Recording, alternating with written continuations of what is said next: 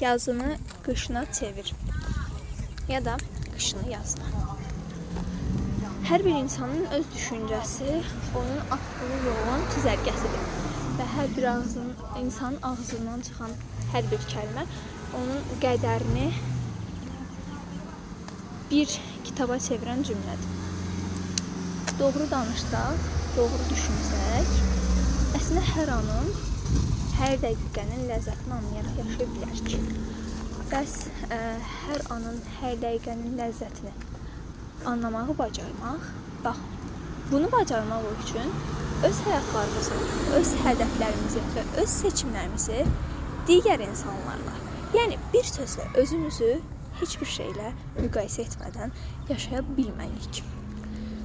Hər an hər bir şey ola bilər. Hər bir insanın həyatında müxtəlif problemləri ola bilər. Amma ən əsas aspektlərdən biri mən özümü necə görürəm, mən özümü necə hiss edirəm və bu məni necə hiss etdirir suallardır. Həqiqətən bu sualları insan özünə verdikdə və bunun cavabını vicdanı ilə cavablandıra bildikdə, onun məncə həyatdan heç bir qorxusu olmaz. Ona görə düşüncələrimizi və dilimizdən çıxan sözləri pak və təmiz saxlaya bilsək, həyatımızın hər anı əslində elə baharın gəlişi kimi çiçəkli, güllü və günəşli olur. Təşəkkürlər.